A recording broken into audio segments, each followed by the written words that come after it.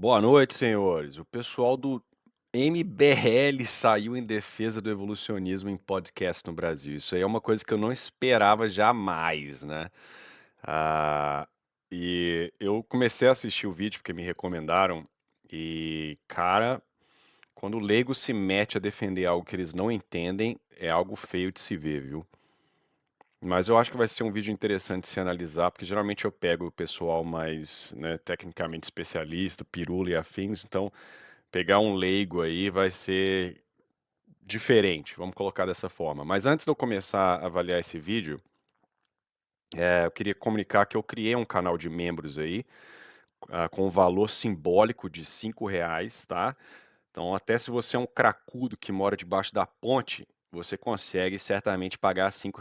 E eu vou criar um grupo no WhatsApp para que eu possa responder perguntas para o pessoal que está contribuindo, porque muitas vezes o pessoal manda mensagem né, nos comentários e eu não tenho tempo de ficar respondendo. Mas se você me doar aí R$ 5, que não é nada, porque eu já produzi mais de 200 vídeos e não ganho um tostão para fazer esses vídeos, né? Tem 5 anos que eu faço coisa de graça. Então é uma forma de você me ajudar também, né? Porque eu tenho trabalho integral e eu não vivo de YouTube. Mas eu vou aí responder as suas perguntas no grupo de WhatsApp da melhor maneira possível. Obviamente, não me peço para escrever uma tese de 40 páginas e você vai estar tendo acesso a um PhD na área, né, do seu interesse, que eu imagino que seja biologia, né, que geralmente cobraria aí numa hora de aula que seja R$ 500, né? Então, faça essa gentileza aí e ajude o canal. Mas sem mais delongas, né, pela primeira propaganda em 5 anos, vamos analisar aí esse vídeo ah, do pessoal do MBL. Vou colocar aqui. Eu nunca sei os atalhos dessa porcaria desse do OBS para fazer o Eu maximizar. amo a evolução. Eu, Evolução eu posso é falar uma das animal. coisas que eu mais adoro? Diga. A história dos cetáceos. É muito A boa, história dos é muito cetáceos, louco. o famoso Paquicetus. Porque assim, É, a evolução dos cetáceos é a história mais manjada que existe, né? Principalmente para leigos. Eu já dei aula sobre evolução do cetáceo, eu adorava o exemplo também. pô, eu não gosto de até o todinho, mas criacionista me irrita. Porque, pô, adeque, assim, não só estamos falando de evolução do Darwin, mas tudo que foi descoberto por conta da Isso é uma coisa, genética. vamos lembrar uma coisa. Tudo que foi descoberto por conta da genética. Então, eu escuto isso direto, né? Não, vocês combatendo no Darwin e tal, mas a genética, né? Aí você pergunta, o que que exatamente a genética dá suporte para o que você está defendendo aí? E outra coisa mais importante aqui, quem é o tal do criacionista? O que que é criacionismo, né? Porque ele não define, né? Então, ele tem mais raiva do tal do criacionista do que do ateu todinho, né? O que para mim já é uma coisa estranha, né? Supondo que esse sujeito aí seja ah, cristão, ou o que é que seja, né? Para ele zoar ateu todinho, ou talvez ele seja um ateu não todinho, não sei. Mas se você vai criticar um grupo, dizer que eles te irritam, então você tem que definir o que é o tal do criacionismo, né? Eu vejo essa palavra sendo jogada aí pra cima e pra baixo, a galera fica falando que eu sou criacionista nos comentários. E o que que é o tal do criacionismo, cara? Então tem que definir, porque até onde eu entendo tem vários tipos de criacionismo por aí, né? E qual deles que te irrita? Ou todos? Como é que funciona? Mas enfim, a tal da genética, né? Explicando e nunca são capazes de dar exatamente o que a genética dá suporte à macroevolução, mas enfim, vamos lá. Criacionismo, muita gente fala assim, tá, quem criou tudo? Isso não é criacionismo. Criacionismo é o design inteligente, tá ligado? Tipo assim, que Deus criou cada animal de uma vez. Pau, surgiu todo mundo. Né? O que a gente chama de ser Pera lá. Então, tá, aí vê agora a tal da definição. Então, criacionista é o cara que acredita que, pum, Deus fez assim, plá, tudo que foi criado. E é a mesma coisa que design inteligente, pelo visto, de acordo com o Mamãe Falei ali. Então, pera lá. Olha, goste ou não do pessoal do design inteligente, a proposta dos caras, né, não é essa que o Mamãe Falei falou aí. Nenhum cara do design inteligente que eu conheço já propôs que as coisas simplesmente aparecem assim. Tá? Se você ler os livros lá do Behe, do Stephen Meyer, você não vai enxergar isso, né? Tem gente de todo tipo no Discovery Institute, que é o think tank lá do pessoal do design. Então você tem cara que acredita em Terra de 6 mil anos, que é a minoria, inclusive, até onde eu entendo. Você tem caras que são evolucionistas, que acreditam em ancestralidade comum, mas eles acham que existe uma mescla de design e evolução, tá? Você tem caras que acreditam em criacionismo terra antiga. Nenhum deles propõe isso aí que a mamãe disse. Então isso é um espantalho, tá? Então, a única coisa que o pessoal do design inteligente está dizendo é que tem algumas estruturas no mundo, em animais, em plantas, bactérias, que não parecem ser capazes de serem explicadas com processos cegos. É só isso que eles estão falando. Então você tem lá o que o Bi chama de complexidade irredutível, né? Organelas que precisam de todas as partes estarem funcionando simultaneamente. Então você propor que a evolução gerou os passos mutacionais simultaneamente, em termos probabilísticos, não dá. Então ele vai dizer que isso tem que ter ocorrido simultaneamente, logo exige, ou pelo menos de forma coordenada, as mutações exigirem então uma mente que conhece o fim. Então ele está fazendo um argumento de inferência à melhor explicação. Tá? Essa tal da mente, por trás lá de qualquer que seja o flagelo, podia ser até um ET, não interessa, eles não dizem quais são. Se a maioria dos caras são cristãos, isso é outro problema, tá? Mas isso aí é um espantalho que uma mãe disse, tá? Então, enfim, mas é importante, né, fazer as distinções. Agnóstico é o seguinte: qual foi a primeira causa do universo? Por que existe tudo e não existe nada? Isso Nossa. é você ser agnóstico em relação a tudo. Criacionismo é outra O quê? Então, o cara perguntar, fazer uma pergunta filosófica, por que existe alguma coisa e não nada? Isso é ser agnóstico?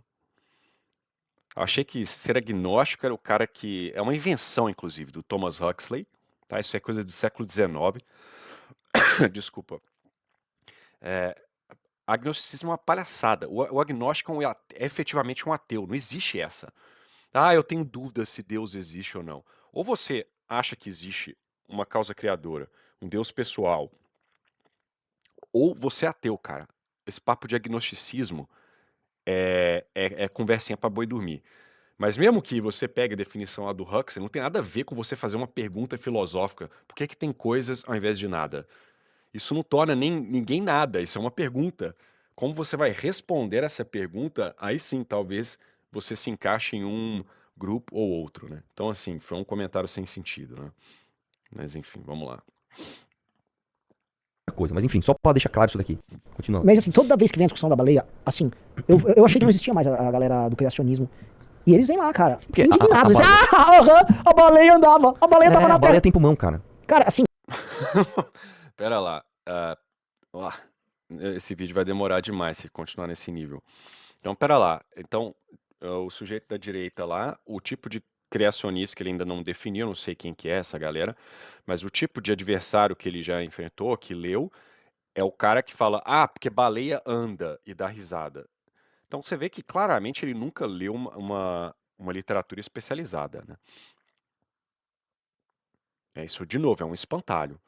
Aí o Mamãe Falei vai lá e joga a baleia tem pulmão. E daí, cara? Isso é prova do quê? Isso é um non sequitur. Mas enfim, às vezes eles vão expandir isso aí. Vamos ter fé. é que, assim, os caras conseguiram achar, sensacionalmente eles conseguiram achar, praticamente Toda a cadeia, né? Assim, toda a cadeia. O primeiro, o segundo, o terceiro, o Paquicetus, quando ele já tá, sabe, nadando. Escreve O Paquicetus. Paquicetus, se não me engano, ele tinha um Vamos problema mudar de fôlego. assunto, velho. E ele era. Mano, esse assunto é mó legal, cara. você- E assim, o vídeo de vocês não é legal. ele perdia dos tubarões porque O fim de vocês não é legal. Realmente. Não se mete a falar de algo que você não entende, né, cara? Tem um mínimo de conhecimento. Ups, dei um zoom aqui sem querer. Mas... Então, pera lá. Então o cara ele tá achando que ele fala ali da série, né? Então, se você buscar aí na internet a série, os transicionais lá da evolução da baleia, você vai ver aí, né? A árvore filogenética, né? E supostamente todos os intermediários. Então você vê que o cara, ele pensa, o evolucionismo que ele entende é o evolucionismo que o próprio acadêmico vai dizer que está errado, que é essa evolução linear, né? Uma coisa transformando em outra. É tipo aquela imagenzinha da evolução humana lá, que tem né, um carinha meio de curvado, aí a linha até né, o Homo sapiens, né? Então, um acadêmico vai dizer que a evolução não funciona assim, né? É um processo populacional, então você tem bifurcações, né, etc. Mas o cara ele tem essa visão linear da evolução. E agora, ele acha porque existem animais que são semi-aquáticos, que têm certas similaridades com o outro que é 100% aquático, que então, portanto, um veio do outro. Não, pera lá. Olha, coisa que pouco se fala é que a suposta evolução da baleia, a partir de um animal, que é um artiodáctilo, tá? Eles acham que as baleias são mais aparentadas com o grupo das vacas, tá? Então, o animal mais aparentado com a baleia, atualmente, é o hipopótamo, ok? Caso você não sabia. Então, veja lá. Então, o tal do Idórrines lá, eu me esqueço o nome dele agora, que é o tal de um dos artiodáctilos ali, basais na árvore das baleias, até o Basilosaurus, que era uma baleia totalmente formada de 15 metros de comprimento, ou 18 metros de comprimento, sei lá, você tem, na melhor das estimativas, tá? Na mais generosa, 10 milhões de anos. Só que estão encontrando basilossauros mais antigos, então isso aí é capaz de ser menos. Então toda a evolução da baleia, a partir de um bicho que era do tamanho de um cachorro, que parecia um lobinho, apesar de ser do grupo do Artiodáctilo, até você chegar numa população de baleias totalmente adaptadas à vida aquática, você tem entre 5 e 10 milhões de anos. Isso em tempo geológico é nada. Nada. Na média, uma espécie vive por 4 milhões de anos.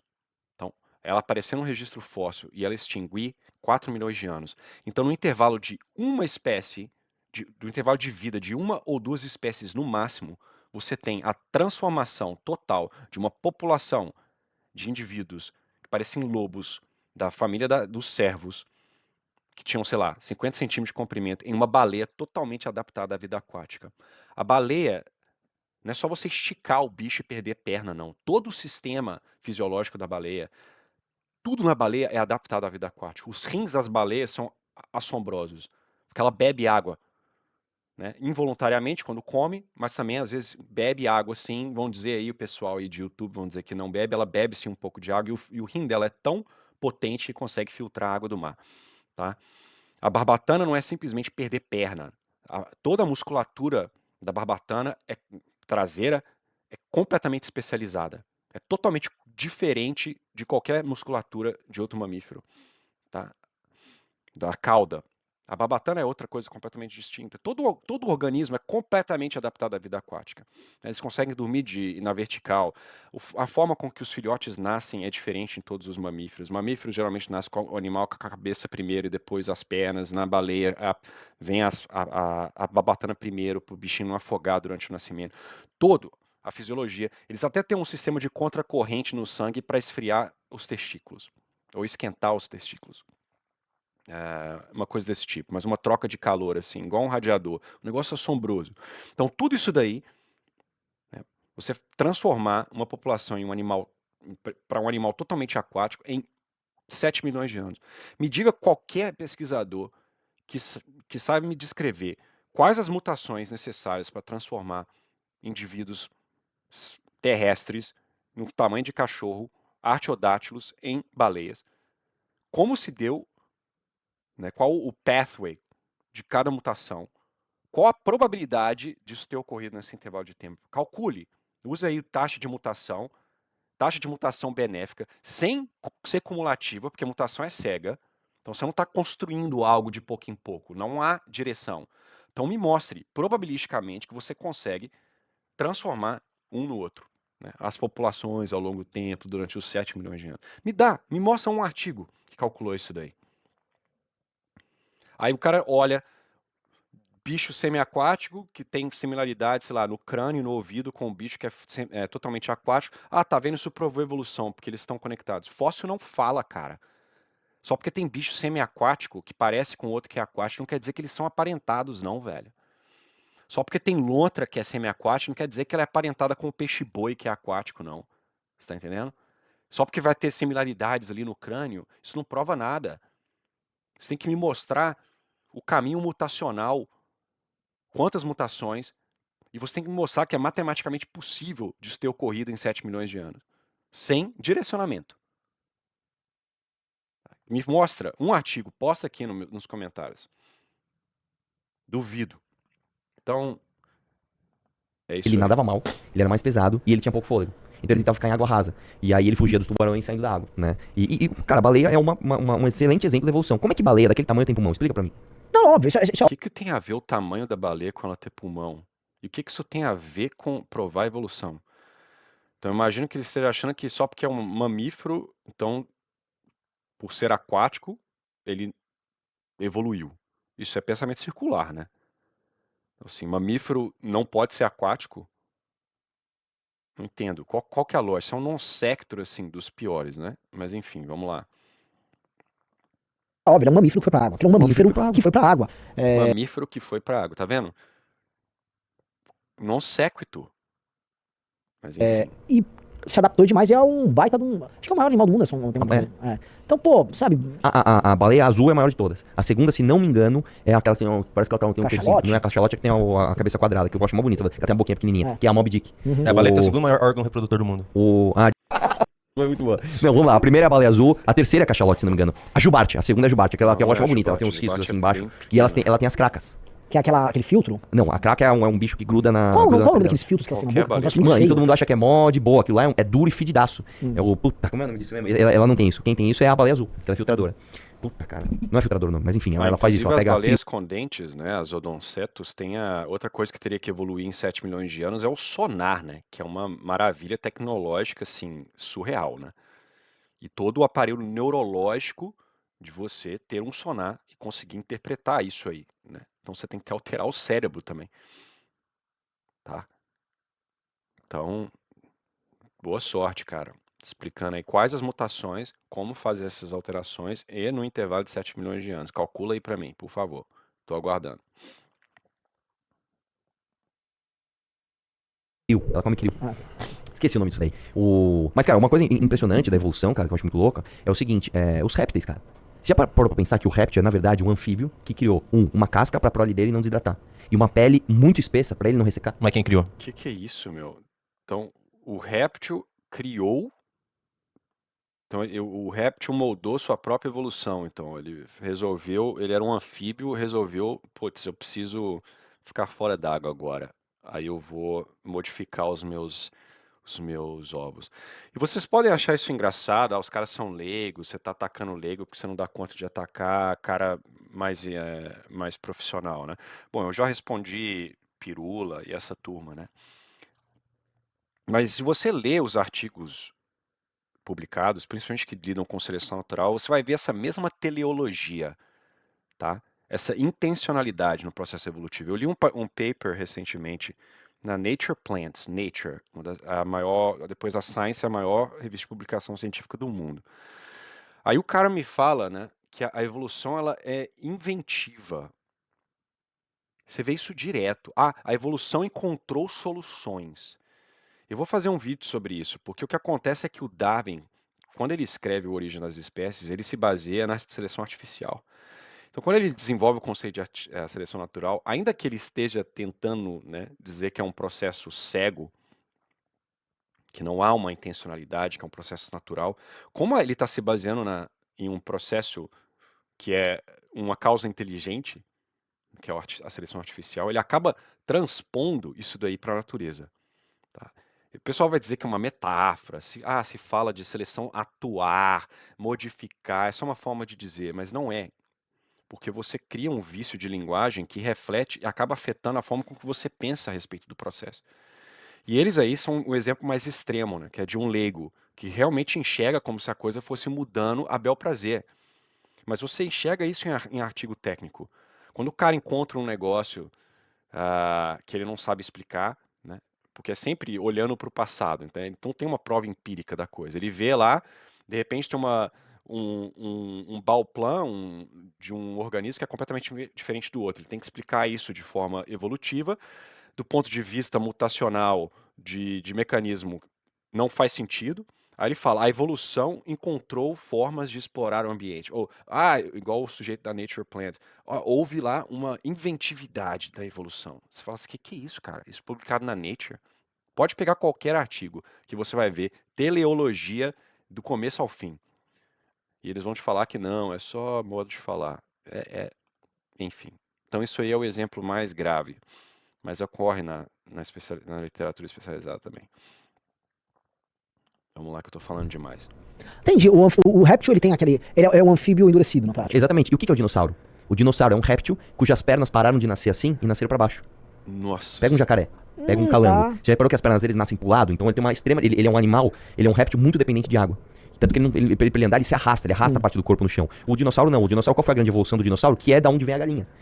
A pata dele começou a nascer pra baixo, então ele começou a ficar muito mais eficiente na terra e menos eficiente na água. Eu vi um papo aqui. Tá vendo? Olha como é que a galera pensa, bicho. E não é só eles não, cara. Se você conversar com o pessoal leigo, eles vão ter essa noção aí. Você vê, a coisa, ela tem uma direcionalidade, né? Então a pata do bicho começou a nascer pra baixo, porque isso ia conferir a adaptação. E aí o bicho foi evoluindo. Aí depois chegou lá na galinha. Olha, né? Essa galera, esses dois tinham que ter vergonha de estar falando sobre algo que claramente eles não entendem nada em um grande podcast no Brasil. Aí tá dizendo aí que o título tem que ter QI acima de 90 para entender, né? Óbvio que é uma ironia, porque QI de 90 é relativamente baixo, né? Mas eu não sei qual que é o meu QI, mas essa conversa é realmente de um QI de 90 para baixo, tá? Então, é feio isso, cara. E se fosse aquele filme Jurassic Park, vários daqueles dinossauros hoje teriam penas, né? Que ele também Não, descobriram. porque assim, vamos lá, a pena, ela não surgiu pra voar. O primeiro animal que voou foi o pterodáctilo, Surgiu o nome. para voar. Olha o direcionamento de novo, né? Então, a pena não surgiu para voar, ela surgiu para outra coisa, né? Também tá muito comum na literatura. Né? isso daí. A última evolução do primeiro animal que voou é o pterodáctilo, que ele tinha pele, ele não tinha pena. A pena nasceu nos dinossauros para aquecimento. Isso, Porque o que assim. acontece? O réptil, né? Ele é um animal de sangue frio. Então ele depende muito do calor do sol para ele ficar ativo. Qual foi o grande trunfo dos dinossauros? Os que ficaram muito grandes, eles retinham muito calor. Então eles conseguiam ficar ativos de noite porque o corpo deles era tão grande, eles retinham tanto calor que eles continuavam ativos até, sei lá, 10 horas da noite. Os menores não. Os menores tiveram que desenvolver alguma coisa para manter o calor, que foram as penas. E aí, uma coisa engraçada, né? Os répteis, eles começaram a desenvolver esse rabo e eles começaram a ter um balanço entre o pescoço e o rabo. E as patas da frente começaram a ficar inúteis. Por isso que o Tiranossauros foi perdendo também o bracinho da frente, porque basicamente você tem um balanço perfeito nas duas patas de trás. E a galinha, se você parar pra pensar isso, ele é um mini Tiranossauro Rex. Nossa, cara. Ups, puxei o errado aqui. É o que eu tenho a dizer, né? Fica até difícil de avaliar uma coisa dessa, né? De novo, a coisa vai mudando a bel prazer, né? O processo evolutivo, ele tem um direcionamento e... nossa, primeiro que a hipótese lá das aves evoluindo dos dinossauros, tá, tudo bem, é do grupo dos terópodes, mas não é a turma lá do Tiranossauro Rex. É o pessoal lá, os dromeossaurídeos, né, os que tem braços longos. Então, você pegar o tal do Archaeopteryx, né, que vão dizer que é um dos intermediários aí, que inclusive hoje em dia estão achando animal ave mais derivada, ou seja, aves que parecem muito mais com aves do que o Archaeopteryx parece, mais antigas do que o Archaeopteryx, né? Mas enfim, assumindo a história, o Archaeopteryx tinha braços longos, então isso que ele acabou de falar não faz sentido nenhum, né? E a galinha tem asas meio medíocres, né? Então você pegar a galinha de exemplo para falar de tamanho de braço tá errado demais. Mas enfim. Ups, o que eu fiz, cara? Fica apertando. Nossa, não pensei nisso. É muito louco. E aí o que aconteceu? Os ossos foram ficando menos densos, eles começaram a planar até eles voarem. E uma coisa interessante que é o seguinte. Cara, não dá pra eu continuar, não. Começaram a planar. E aí voaram. Bicho, pior que você vai ler isso lá no seu livro de ensino médio. Ou melhor, de graduação, cara. As duas hipóteses. É isso aí, ó. A hipótese do planar, os bichos que subiam em árvore para tentar pular e pegar inseto, tinha uma vantagem se ele conseguisse pular melhor e planar mais. Cara, é muito louco. É gnose, né? A coisa vai evoluindo assim. A outra hipótese é que o bichinho corria e batia os braços lá para equilíbrio. Cara, nossa, é isso aí, cara. A única coisa que muda dessa conversa para literatura especializada é que as histórias vão ficando, obviamente, mais elaboradas, né? Mas pergunta aí como é que você muta um dinossauro terópode em uma ave, né? Fala-se que pena são escamas modificadas, isso daí do ponto de vista de desenvolvimento não se sustenta. Você pode tentar, sei lá, 400 anos aí, tentar fazer uma pena a partir de uma escama com evolutionary development, você não vai conseguir nunca. São pathways completamente diferentes, mas é a hipótese reinante, né? Mas enfim, mas de acordo com a mamãe falei aí, o bicho foi planando, planando, planando e voou. Como é que você sabe se o animal tinha pena ou não? Eles conseguem através de fósseis, que o fóssil a gente tem que lembrar, muitos dos fósseis não é um animal, ele é uma formação rochosa, uma formação mineral, no formato, né, que tava aquele animal morto. O formato da célula da pele que tem pena é diferente. Então você consegue saber a cor e o tamanho da pena pelo formato que ficou o fóssil. Muito louco isso, né, Nossa. velho? É que eu gosto muito desses assuntos. A gente fica viajando aqui e eu vou ficar. O pessoal acha que eu sou. Eu adoro isso O daqui. pessoal tá falando que eu sou criacionista Tá, do sol. bastava ele ter dito, né, que o fóssil é uma impressão, né, do animal morto, né? Enfim, e da pena pode ser realmente preservada e, de fato, alguns fósseis extremamente bem preservados ainda têm indicativo do pigmento. Então você pode tentar inferir aí qual. Não, alguns preservam mais que outros, mas dá para saber mais ou menos como é que era a coloração aí da pena.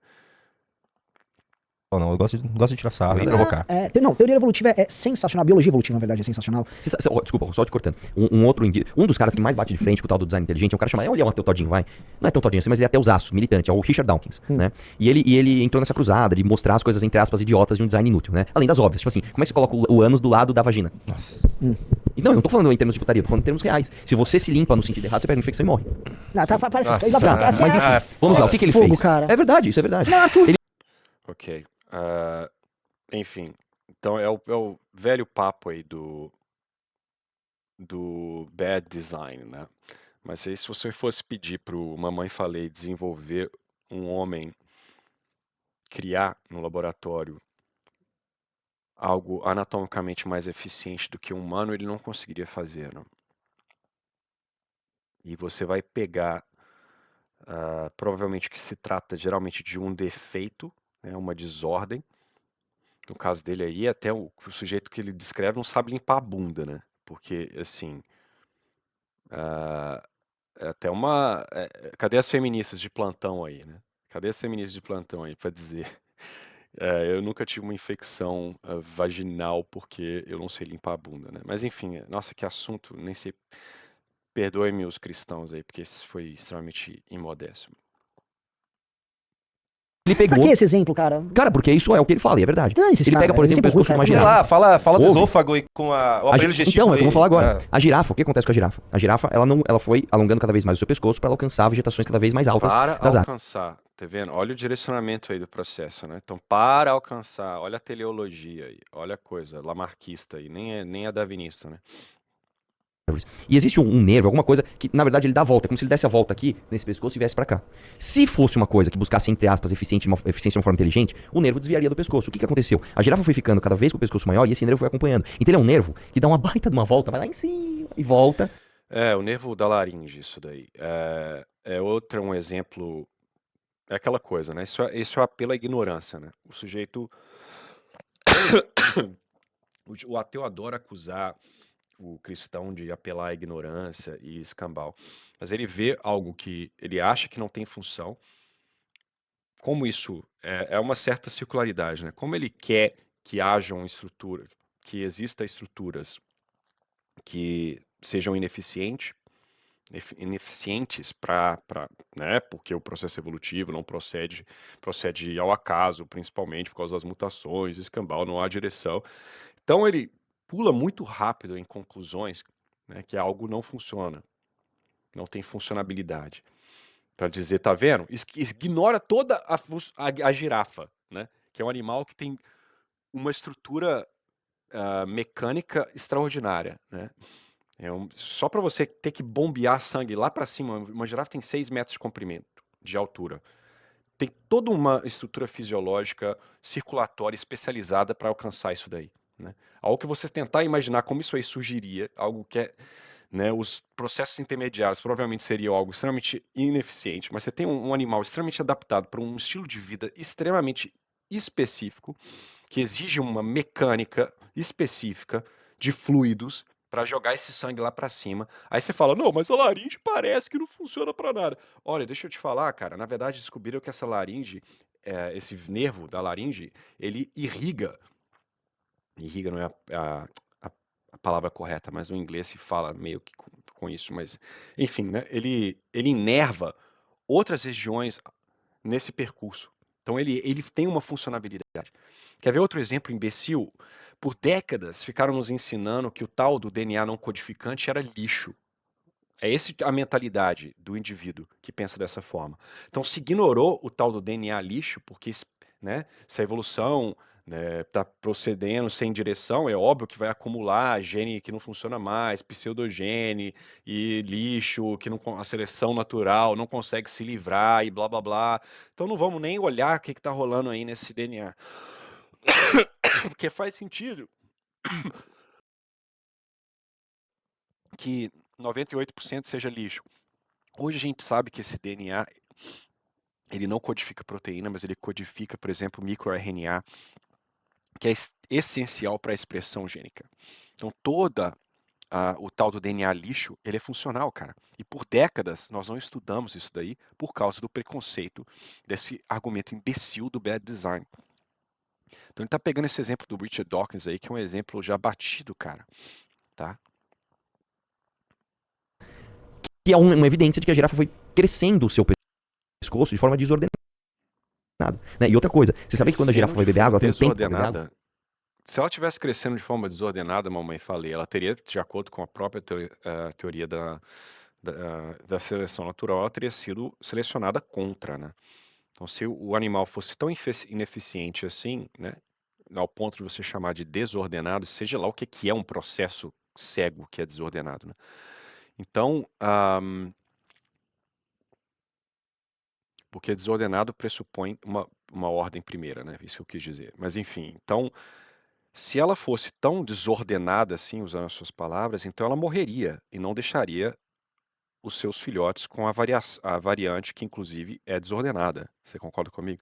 Então todos os intermediários tinham que ser, de uma forma ou de outra, adaptados ou neutros. Então não tem dessa de desordenado. A seleção natural, ela elimina aquilo que não é adaptado, não é essa a ideia? Ela desmaia e morre. Pra baixar a Por causa da cabeça. pressão. Ela tem que baixar, ela tem um tempinho ali, quando ela sente que a pressão tá demais, ela sobe. Porque se ela fica muito tempo ali abaixada, ela vai desmanhando, e se ela não sobe, ela morre. E os cetáceos, como é que eles dormem? Cara, é uma boa pergunta, Eu velho. já vi que foca pra te dar umas dormidinhas debaixo. Uma foca, o leão marinho dá uma dormidinha debaixo d'água e volta.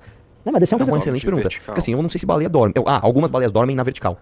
Isso é muito louco. Inclusive, assim, é um dos fenômenos mais animais de você presenciar. Imagina você mergulhar e ver lá um conjunto de baleias dormindo em pé, assim. É animal. Né? Diferente do Você vê uma coisa dessa e a primeira coisa que passa pela sua cabeça é, não, esse comportamento evoluiu por mutações ao acaso e foi selecionando aos poucos sem nenhum direcionamento, sendo que a mutação ela não é cumulativa. Então cada mutação teria que alterar, e a mutação é um erro, né? Lembrando sempre, é um erro na replicação do DNA, tá? Aí você está esperando, torcendo para que a proteína alterada pela mutação vai de alguma forma ser adaptativa, vai alterar o organismo, e a próxima mutação vai de alguma forma ser cumulativa com a anterior, sem direcionamento, e aí você vai criar um animal que dorme na vertical debaixo d'água, tá ligado? É isso aí, cara. Eu não tô aqui falando nada, eu já falei, me mostra aí quais são o caminho mutacional para transformar um artiodáctilo em uma baleia. E quanto tempo que levaria para essas mutações, né? Quantas mutações coordenadas seriam necessárias para isso? Você tem tempo para gerar sem direcionamento? Me mostra. Tubarões que o tubarão, o tubarão para respirar, ele tá se mexer. Se o tubarão ele para, ele morre. Então ele tá sempre se mexendo. As brânquias dele, ela não se movimenta de forma independente. É o corpo que mexe as brânquias. Aí você fala, como é que ele dorme? A atividade cerebral dele fica absolutamente baixa. E todos os peixes, né? O tubarão tem isso muito definido também. Eles têm tipo uma linha na pele. Que eles sentem a menor. É como se fosse um sonar. Só que não é um sonar, é na pele. Então, conforme ele vai vibrando, ele sente se a água bater em alguma coisa e voltou e ele sai dali. Ele desvia no automático. Entendeu? Tanto que, por exemplo, por isso que você não pode bater no vidro do aquário. E se você bate essa linha lateral do peixe, ela sente a sensibilidade e assusta o peixe e estressa o peixe. Você sabe, inclusive, o peixe pode morrer de estresse. Você fica batendo no vidro lá o dia inteiro e morre. Caramba, coitado. Conhecimentos inúteis que eu fico assistindo, né, cara. Enfim, acabou a tortura. Mas é impressionante, né? Como que a galera. Então, ele descreve um sistema extremamente operacional, por assim dizer, né? Você vê o tubarão, de acordo com ele, consegue dormir e consegue diminuir toda né, a funcionabilidade do cérebro, mas ainda fica alerta. Então você vê que é uma coisa claramente, por assim dizer, projetada, né? Você tem aí uma lógica por trás do funcionamento do bicho. E aí a sua conclusão é que isso daí foi por processos naturais, lentos, ao longo de milhões de anos. E aí o cara que acha que talvez haja uma inteligência por trás, seja qual a contribuição dessa inteligência para o produto final, aí você chama o cara de idiota, e aí ele te irrita. Entende? Vê a superficialidade da discussão. E o cara já está convencido de algo que ele não compreende. Então, uma pessoa que não compreende aquilo, uma teoria, ou o que é que seja, ele devia ser, usando o termo favorito aí, agnóstico. Ele devia dizer, olha, parece que é a teoria aceita, eu não conheço o suficiente para passar a bater o martelo. Mas não, o cara se sente à vontade de passar vergonha em podcast falando asneira, né? Mas é isso, já tô aí com quase 40 minutos, pô, em um vídeo de 9 minutos eu falei demais, né? Mas é porque, puxa, foi erro um atrás do outro, né? Mas enfim, espero que os senhores tenham gostado e não se esqueçam aí de virarem membros, contribua com os R$ 5 aí, não vai te matar. Deixa de tomar um suco de uva no seu recreio. Para de fumar crack, aquelas pedras de crack vagabunda que você compra. E me ajuda aí. E você vai ganhar bastante no processo. Então é isso. Fiquem com Deus e até a próxima.